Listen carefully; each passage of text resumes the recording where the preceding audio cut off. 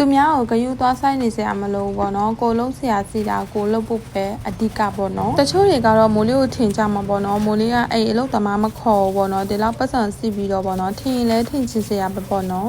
မိုးလေးအိမ်လုံးသမားခေါ်ပါတယ်ပေါ့နော်အိမ်မှာလာလောက်တဲ့အမကပေါ့နော်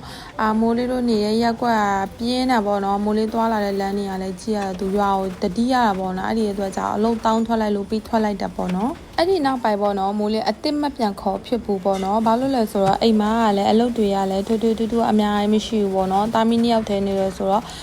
တာမီနှစ်ယောက်အဖို့စော်မယ်အိမ်လဲအိမ်တိုက်မယ်တမီဆက်မယ်ခြံတက်စင်းလုပ်မယ်အဲ့လိုမျိုးပေါ့နော်ဒီကိုထိုးပါထိုးအဲ့လိုမျိုးပဲမိုးလေးနဲ့အပြင်သွားပါသွားအဲ့လောက်ပဲရှိတာပေါ့နော်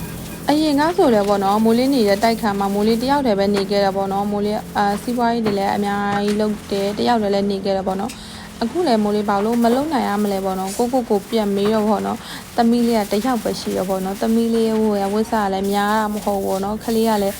အရန်လိုက်မာတဲ့ကလေးလေးပေါ့နော်စိုးတဲ့ကလေးလည်းမဟုတ်ငိုတဲ့ကလေးလည်းမဟုတ်ပေါ့နော်သမီးလေးဝရဝက်စားတယောက်စာလေးပို့သွားတာပေါ့နော်မိုးလေးဘာလို့မလုံနိုင်ရမလဲဆိုပြီးတော့မိုးလေးကိုယ်တိုင်ပဲလှုပ်ဖြစ်တယ်ပေါ့နော်မိုးလေးကလေးကြည့်ရတာပင်မလာဆိုရင်တော့ပင်မနဲ့အထက်မှာတော့မပါဘူးပေါ့နော်ကလေးအိတ်နေတဲ့အခါလေးဆိုရင်မိုးလေးကလှုပ်ဆရာရှိတွေလိုက်လှုပ်တယ်ပေါ့နော်အလုပ်တွေကိုခလေးကိုမိုးလေးအခန်းမှာတိတ်ထားတယ်ပြီးလို့ရှိရင်ကင်မရာနဲ့မိုးလေးကဖုန်းနဲ့ drive ပြီးတော့မိုးလေးအလုပ်လုပ်တဲ့နေရာကိုယူသွားတယ်ဖုန်းလေးကိုအနားမှာချထားတယ်မိုးလေးလှုပ်ဆရာရှိတာကိုတအိမ်လုံးမိုးလေးပတ်လုပ်လိုက်တယ်ပေါ့နော်မိုးလေးကအိမ်လုံးပဲလှုပ်တာမဟုတ်ဘူးနော်မိုးလေးရဲ့စီးပွားရေးကိုလည်းအနောက်နေမခံဘူးမိုးလေးကပုံမှန်ကိုယ့်ရဲ့အလုပ်ကိုစာပြန်စရာစီးတာစာပြန်တဲ့ဈေးရောက်ဆရာရှိတာပုံမှန်ရောက်တယ်ပေါ့နော်သမီးလေးကိုစီးပြီးတဲ့နောက်မှာမိုးလေးရဲ့ဝင်ငွေတွေကကျသွားတယ်ဆိုတာမရှိဘူးပေါ့နော်ပုံမှန်အလုပ်ကပုံမှန်လဲပတ်နေတယ်ပေါ့နော်တာမီနှစ်ယောက်လည်းနေတယ်ဆိုတော့အိမ်ကတော့နည်းနည်း6တော့ပေါ့နော်ဒါပေမဲ့မိုးလေးမှာအဓိကပြဿနာမဟုတ်ဘူးမိုးလေးမနီးမဝေးလေးမှာမိုးလေးရဲ့အမေအိမ်ရှိရပေါ့နော်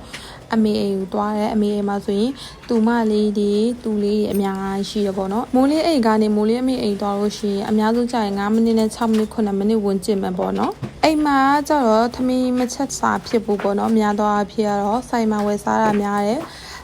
ကာဖေတောက်ချင်လို့ရှိရင်ဖုန်းဆက်လိုက်လို့ရှိရင်ကာဖေအေးစစ်ရောက်လာပြီးထမင်းဆိုလဲဗိုက်စားတဲ့အချိန်ဆိုဖုန်းဆက်မှလိုက်အေးစစ်ထိလာပို့သွားတာပေါ့နော်7နေဘာတွေနဲ့နီးရပေါ့နော်မာကတ်တွေနဲ့အကုန်နီးရဆိုတော့ပစ္စည်းတွေကိုလည်းစားတောက်တဲ့ဟာတွေကိုလည်းအပြည့်ရေကကြမှာအမြဲဝယ်ဖြစ်ထားတာပေါ့နော်မိုးလေးအတွက်အခက်ခဲဆိုတာမရှိဘူးပေါ့နော်မိုးလေးရဲ့အမကြီးကလည်းမိုးလေးကိုအမြဲတမ်းအဲ့လိုမျိုးတင်ပေးတယ်ပေါ့နော်အားပေးတယ်ပေါ့နော်အဲ့လိုမျိုးပါရမဆိုပေါ့နော်မကြီးလည်းအားပေးတော့ကိုယ့်အတွက်အားတွေအများကြီးရှိတယ်ပေါ့နော်အခုကတော့မိုးလေးရဲ့အိမ်မှာမိုးလေးရောင်းမနဲ့နေတယ်ပေါ့နော်အခုမိုးလေးအိမ်ရာဆေးနေတဲ့အချိန်မှာမိုးလေးရောင်းမကျတော့ခလေးကိုအနောက်ဖေးမှာ